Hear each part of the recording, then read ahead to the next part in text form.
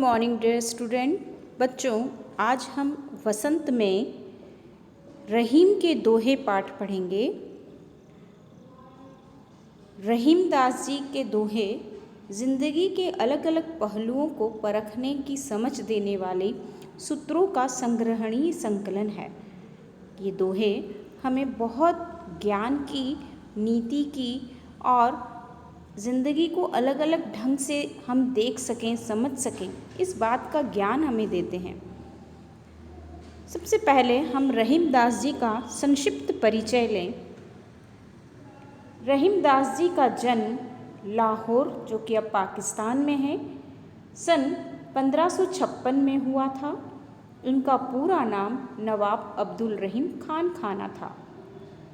रहीम अकबर के दरबार के नवरत्नों में से एक थे और मध्ययुगीन दरबारी संस्कृति के प्रतिनिधि कवि माने जाते हैं। इन्होंने अपने काव्य के माध्यम से जनता को नीति संबंधी बातें बताई और उनका मार्गदर्शन करने का प्रयास किया। अब्दुल रहीम खान खाना अकबर के नवरत्नों में से एक थे। रहीम ने अपनी रचनाओं द्वारा नीति, भक्ति, ज्ञान तथा जीवन के व्यवहारिक पक्षों का उद्घाटन किया। रहीम को अवधी, ब्रिज, अरबी, फारसी, तुर्की और हिंदी का अच्छा ज्ञान था। इन्होंने ब्रिज और अवधी दोनों भाषाओं में लिखा। इनकी सभी कृतियाँ रहीम ग्रंथावली में समाहित है। पाठ में दिए गए सभी दोहे नीति परक है और जो मनुष्य को करणीय और अकरणीय आचरण की शिक्षा देते हैं। करणीय और अकरणीय से मतलब है बच्चों कि जो हमें करने चाहिए और जो नहीं करने चाहिए, ऐसा जो व्यवहार हमें करना चाहिए, जो व्यवहार नहीं करना चाहिए, ऐसे व्यवहार की शिक्षा हमें देते हैं। पाठ 11 रहीम के दोहे। कवि रहीम है इसके। पहला दोहा है, कही रहीम संपत्ति सगे, बनत बहुत बहुरीत, विपत्ति कसौटी जे कसे, तेई सांचे मीत। इसका प्रसंग है, यह दोहा रहीम द्वारा रचित है। इस दोहे में रहीम दास जी ने सच्चे मित्र के बारे में बताया है। रहीम दास जी कहते हैं कि सगे संबंधी, इसका सरल अर्थ मैं बता रही हूँ यहाँ पर, हम इसकी पूरा इसका जो भावार्थ है, इस दोहे की व्याख्या जो भी है वो हम जब लेसन में आपको समझाऊंगी तो उसमें पूरा आपको डिटेल में समझाऊंगी। यहाँ आपको सरल शब्दों में अर्थ समझाया जा रहा है ताकि आप उस लेसन को पढ़ने से पहले इन अर्थों को समझ सकें। रहीम जी कहते हैं कि सगे संबंधी रूपी संपत्ति अनेक प्रकार की रीतियों से बनती है। जो व्यक्ति मुसीबत के समय सहायता रूपी कसौटी पर खरा उतरता है वही सच्चा मित्र होता है। दूसरा है, जाल परे जल जात बही, तजी मीनन को मोह, रहीमन मछरी नीर को, तऊ न छाड़ती छोह। यह दोहा रहीम जी ने मछली के जल के प्रति प्रेम के बारे में बताया है कि मछली और जल में बहुत अधिक प्रेम होता है।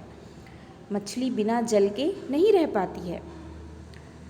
इसका सरल अर्थ है, रहीम जी कहते हैं कि जब मछली पकड़ने के लिए जाल जल में डाला जाता है तो मछलियों के प्रति मोह को छोड़ जल शीघ्र ही जाल से निकल जाता है, वह उससे बाहर बह जाता है।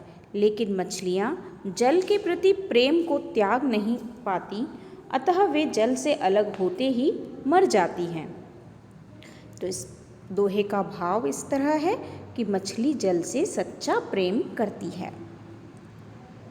तीसरा दोहा है, तरुवर फल नहीं खात है, सरवर पियत न पान, कही रहीम पर काज हित संपत्ति, संचही सुजान। इसका प्रसंग इस प्रकार है कि यह दोहा रहीम जी द्वारा रचित है। इसमें उन्होंने परोपकार के भाव को प्रकट किया है। सरल अर्थ इस प्रकार है, रहीम जी इस दोहे में कहते हैं कि वृक्ष कभी भी अपने फल स्वयं नहीं खाता और न ही तालाब कभी अपना जल पीता है। इसी तरह सज्जन व्यक्ति भी परोपकार के लिए अपना धन इकट्ठा करते हैं। वे दूसरों की भलाई के लिए अपना सब कुछ दे देते हैं। इस दोहे का भाव है, मनुष्य को अपना जीवन परोपकार के कार्य करते हुए जीना चाहिए। परोपकार यानी दूसरों की भलाई के लिए। चौथा दोहा है, थोथे बादर क्वार के जो रहीम छहरात, धनी पुरुष निर्धन भय करे पाछीली बात। इसका भाव यह है कि क्वार मास के खाली बादलों की तुलना अमीर के गरीब होने से की है।